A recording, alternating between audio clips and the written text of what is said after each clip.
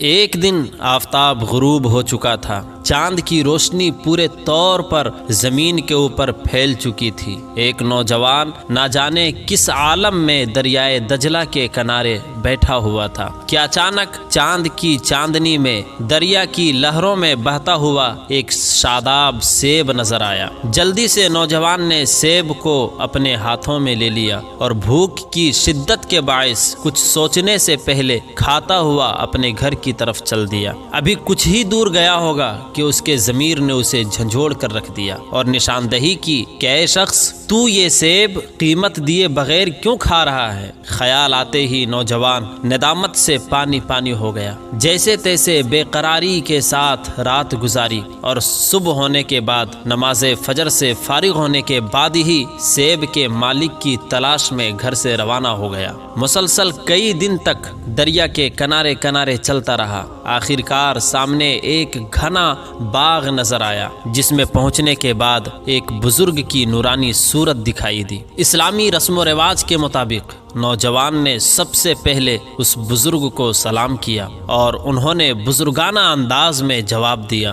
گفتگو کے دوران معلوم ہوا کہ یہی وہ بزرگ ہیں جو اس باغ کے مالک ہیں۔ چنانچہ بلا تاخیر نوجوان نے اپنے طویل سفر کا مدعا اور سارا واقعہ اور ماجرا بیان کر دیا، ساتھ ہی اس سیب کی قیمت بھی دریافت کی۔ باغ کے مالک نے کہا، بیٹا، سیب کی قیمت اتنی زیادہ ہے کہ تم ادا نہیں کر سکتے، لیکن نوجوان نے قیمت کے ادا کرنے کا زوردار انداز میں اقرار کیا اور مالک کے حکم کے مطابق باغ کی رکھوالی شروع کر دی، جس کی معینہ مدت 1 سال تھی، مگر پورے 2 سال گزر جانے کے باوجود باغ کے مالک نے اجازت نہ دی۔ جب چند سال گزر گئے تو ایک دن مالک نے کہا، بیٹا، اب میں تم کو تمہاری محنت کا صلہ دینا چاہتا ہوں، اور وہ یہ ہے کہ تم میری بیٹی سے شادی کر لو۔ اور میری بیٹی کے اوصاف یہ ہیں کہ وہ دونوں آنکھوں سے اندھی ہے، دونوں کانوں سے بہری ہے، دونوں ہاتھوں سے لولی ہے، دونوں پیروں سے لنگڑی ہے اور زبان سے گونگی ہے۔ نوجوان نے بلا تأمل قبول کر لیا اور شادی ہو گئی۔ اس کے بعد مالک نے کہا، بیٹا، میرے گھر کے اندر میرے علاوہ اس لڑکی کے دوسرا کوئی بھی نہیں ہے۔ گھر کے اندر جاؤ، یہ گھر آج سے تمہارا گھر ہے اور یہ باغ اور کل جائیداد بھی تمہاری ہے۔ نوجوان جب گھر کے اندر داخل ہوا تو دیکھ کر حیران و پریشان رہ گیا، گویا وہ دنیا کی سجی سجائی دلہن نہیں بلکہ جنت کی کسی حور کو دیکھ رہا تھا۔ چاند جیسا چہرہ، ہرنی جیسی آنکھیں، شیریں زبان، ہر عضو موزوں اور متناسب۔ مالک کے بیان اور حقیقت حال میں زبردست فرق پایا۔ دوسرے دن مالک سے سوال کیا کہ آپ نے اپنی لڑکی کا جو حلیہ بتایا تھا اور گھر کے اندر میں نے جس مجسمے حسن و جمال کو دیکھا ہے، اس میں تو زمین و آسمان کا فرق ہے۔ مالک نے نرم اور شیریں لہجے میں جواب دیا، بیٹے، میں نے جو تم سے کہا تھا اور تم نے جو کچھ دیکھا ہے، دونوں ہی سچ ہیں، اور حقیقت میں بات یہ ہے کہ اس لڑکی نے کبھی اپنی زبان سے خلاف شریعت کوئی بات نہیں کی، اس لیے وہ زبان سے گونگی ہے۔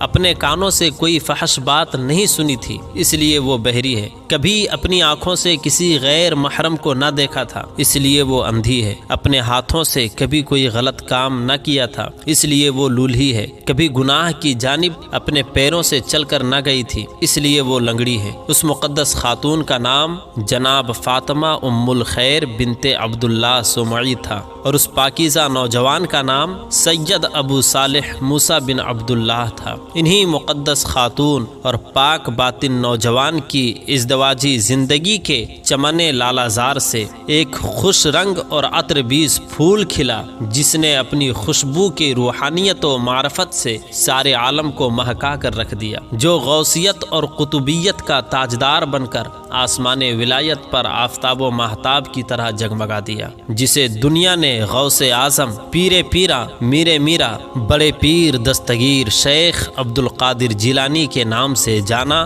اور پہچانا۔ دوستو، یہ تھی ہماری آج کی مختصر سی ویڈیو۔ ہم امید کرتے ہیں کہ آپ کو ہماری آج کی یہ ویڈیو ضرور پسند آئی ہوگی۔ اگر آپ کو ہماری آج کی یہ ویڈیو پسند آئی ہے تو ہم آپ سے التماس کرتے ہیں کہ آپ ہمارے چینل کو لازمی سبسکرائب کریں اور ساتھ ہی لگے بیل کے بٹن کو بھی پریس کر لیں، تاکہ ہماری آنے والی اور بھی مزید معلوماتی ویڈیوز کا نوٹیفیکیشن بر وقت آپ کو ملتا رہے۔ سبسکرائب کے ساتھ ساتھ ہماری ویڈیوز کو لائک کریں، شیئر کریں اور کمنٹس میں اپنی قیمتی رائے کا اظہار ضرور کریں۔ ملتے ہیں ایک نئی ویڈیو کے ساتھ، تب تک کے لیے خدا حافظ۔